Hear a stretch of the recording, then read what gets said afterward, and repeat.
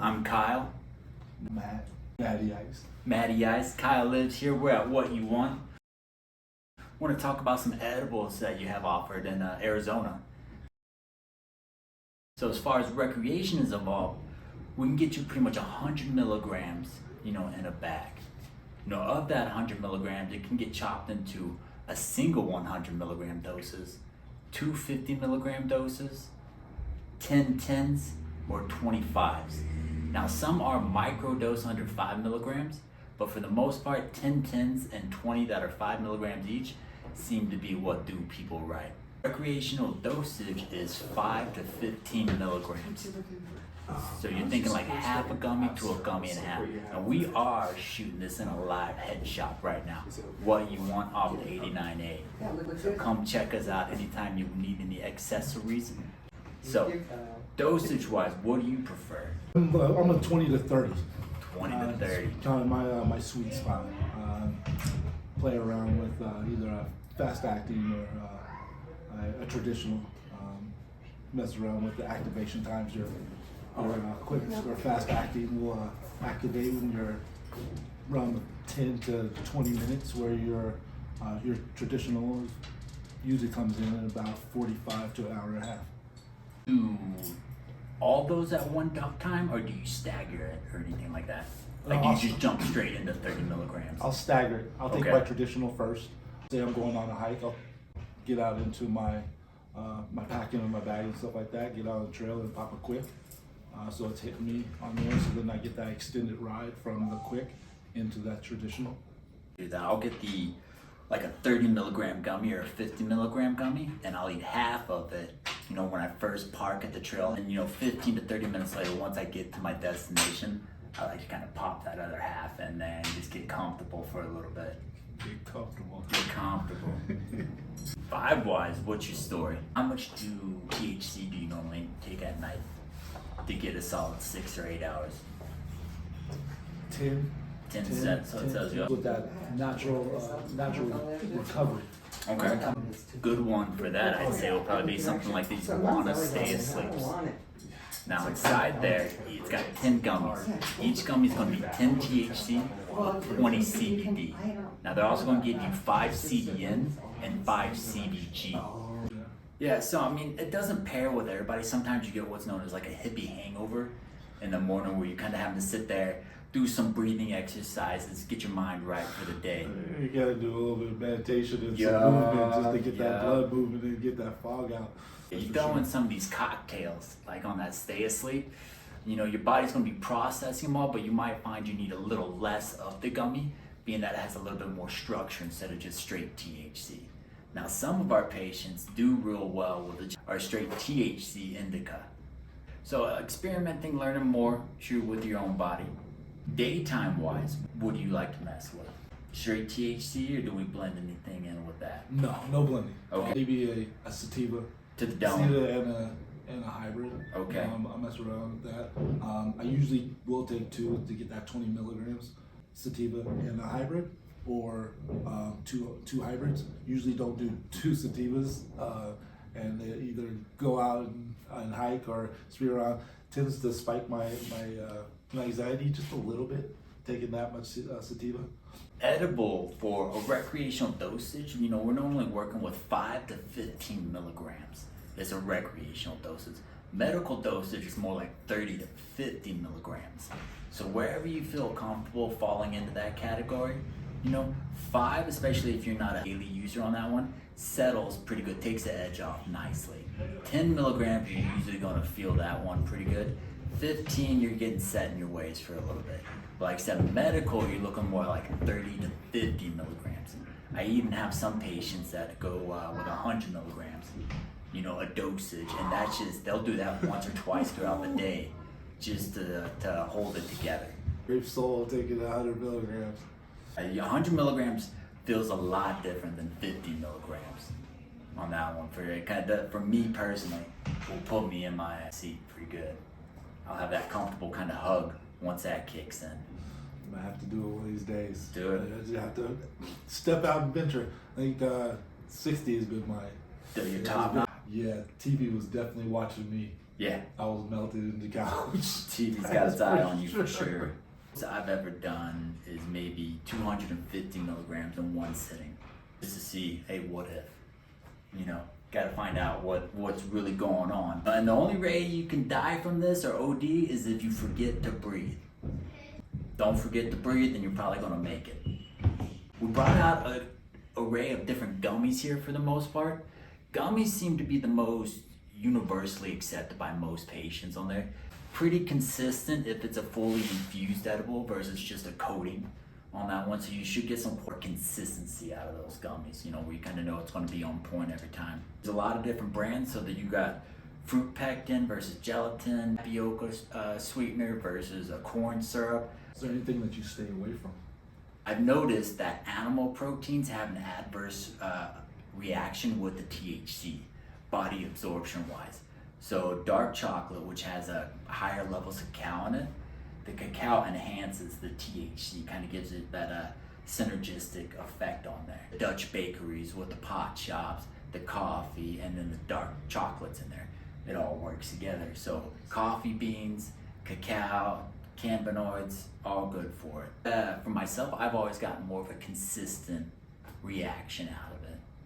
Dark chocolate over milk chocolate, fruit pectin over gelatin, tapioca sweetener over corn syrup.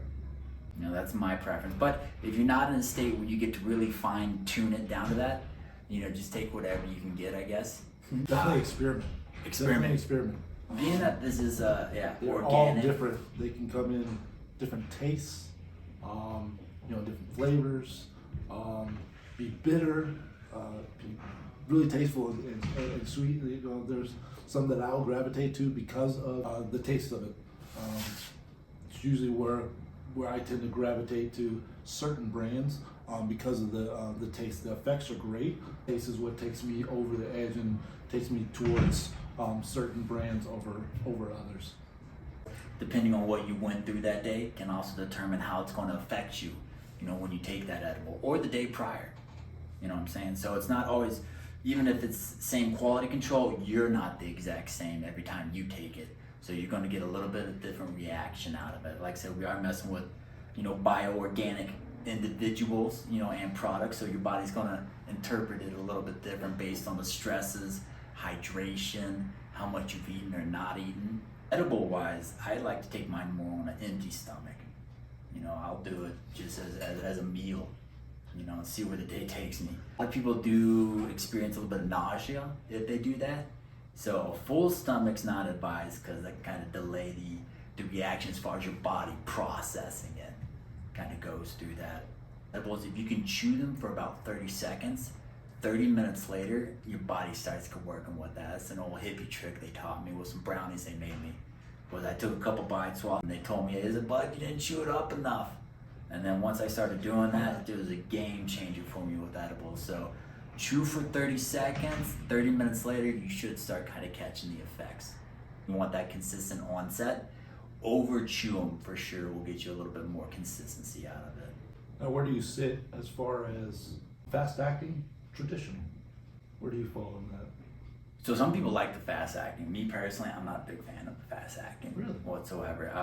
I like to get my liver involved versus the fast acting absorbs straight into your bloodstream. Kind of bypasses that liver, goes right into the head, kicks in quicker, leaves a little bit quicker. I feel it can kind of swing my pendulum a little bit differently. So I'm not a fast acting kind of guy. Good stuff. You fast? No. No. Maybe hiking. Hiking. With some flip flops on. Slippers, always flip flops. If I can't wear flip flops, I'm not going. Yeah. I can attest to that. I wear my boots. He'll wear his flip flops. Yeah, probably shouldn't be out there. My right arm is paralyzed now. That's kind of what got me in to the medical side of cannabis. Was 13 years ago, I was in a coma for 6 weeks. Came out of it, kind of had to rebuild myself. Paralyzed my right arm, my right diaphragm, my right pec. Ruptured my spleen. Trash bag full of pharmaceuticals that I was taking every day. Scared me to the point that they told me if I didn't take them, it's no telling what I would do to myself or anyone else. So I took them religiously and consistently. You know, but I found that as I adjusted my lifestyle up, they weren't so necessary. Pharmaceutical free for 11 years, just relying on a lot of cannabis products. But we've definitely seen a lot of people help a lot of patients out for MS, Crohn's, cancer, neuropathy. What if you worked with anybody? Just your everyday pains, aches and pains. We're not getting younger. Yeah, so, facts. Facts. We know the demographic that we work in, and we thrive in that. Being able to educate on so many different facets, being able to educate about this, about how it can help. A lot of stuff out there that are misinformed. That talking to a lot of people about training them out with that education and your cannabis products away from, like you said, your pharmaceuticals and stuff like that, to it's very much a lifestyle adjustment, because once you get into this, you start decreasing stress and increasing your quality of sleep. You're going to start seeing other avenues in your life that's kind of needs to happen to, and how a lot of times society is set up to be counterproductive, and to being more of a healthy physically, mentally, emotionally, and spiritually, on that side. So if you can get that all wrapped up into a nice little bow, your life is definitely going to improve greatly. Won't allow you to even step foot out your house. Just making sure we're recording. Oh, fuck you. Yeah, I I just want to go check it. Let me make sure we're recording before we go any further. Okay, now we are recording. Away from the edibles today? No? No. Not nudes. So sativa edibles, traditionally, if you don't remember, sativas are normally used for your daytime activities. Indicas is your nighttime. So what are some ways you remember that one? Sativa, stimulate, or indica in the couch, or the SA, stay alert, and the indica, the in the couch, is usually a good one to go with. If you can remember the indica in the couch, then you're usually good at remembering sativa, however you want to hold it. But yeah, indica, a lot of people come in there. the stevia blend. Yeah, I'm more of a sativa head myself. I can go to sleep on sativas. I can get the day done with sativas. If I got happy thoughts, I'm usually in a good place, regardless of what I'm trying to do, whether it be sleep or interact with people, or art projects, meditation. I like to keep everything kind of moving pretty good. I'm a little hummingbird out there, so if you find me, that's what I'm doing. Say, for example, you get too high. You're higher than you want to be. Best thing you can do, CBD. So CBD is going to help kind of pull it out of the mind and more into the body. My favorite CBD that we carry here is the Source CBD. Source CBD, I'll have a discount code kind of in the bio on there. If you want to get any of this is an excellent product on there. Very consistent. My grandmother uses it. My mother uses it. You got any horror stories? Would you get? I want to say like horror stories. Horror stories. Anytime you got too high for too long. Yeah. Where you didn't want to be. In LA, ran straight to a dispensary, grabbed my products, and they gave me a few truffles for free. Hey. As being a new patient, and at that point I wasn't very versed in edibles. Didn't really dabble in edibles. Mostly just big flower head. Ate half of this truffle. Amazing truffle. Tastes amazing. Peanut butter chocolate, absolutely amazing. I mean, went down smooth. Tastes amazing. Probably about a half an hour, 45 minutes later, I start feeling it. Yeah, edibles, I mean, usually they taste so good that, surround yourself with something non-medicated that you can eat. So that you eat half or whatever your dosage is on your edible, and then give you some other treats around there. Yeah, that thing smacked me. I know I was melted in the couch watching TV. My buddy comes in the room and he just breaks down, starts cracking up laughing. And he's just like, "Bro, are you good?" I'm like, "What do you mean? I feel great." He was like, "The look on your face," and you're holding me. He's like, "That ain't you." Gee. Probably the one time I took too much. Didn't know how much dosage, which I really like about products these days, how they really tell you how much is quality, how much is in there, consistency. Because I didn't know how much in that and that truffle I That we ate, gobbled down. and I still to this day don't know how much, but I know it was well over 50. It was enough. well over 50. It was enough, and it was free. It was free. And So, it was, yeah. gee. So. The Rick Simpson oil. Rick Simpson oil was one that got me too much. It was Halloween. It comes in like a small syringe, consistency of toothpaste. So challenging to figure out how to dose that one properly, but I squirted out what you would think would be maybe an inch long. And I just figured, well, that's muscle testing. My body wanted that much. I'm going to eat that much. And then they zipped me up in my one-piece morph outfit and we went to a rave. And before I knew it, I was just dancing in the corner by myself, cotton mouth, from trying to breathe in through all that nylon. You know, I probably had 500 milligrams at that time of that edible, and I was gone. Learned a lot about myself that night.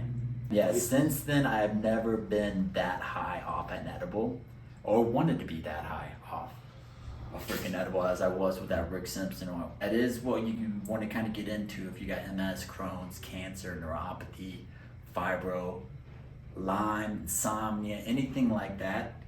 Rick Simpson oil can help reverse on that one. So if you want to do some research, RSO or Rick Simpson oil is a nice full spectrum cannabis oil that has a lot of real healing properties.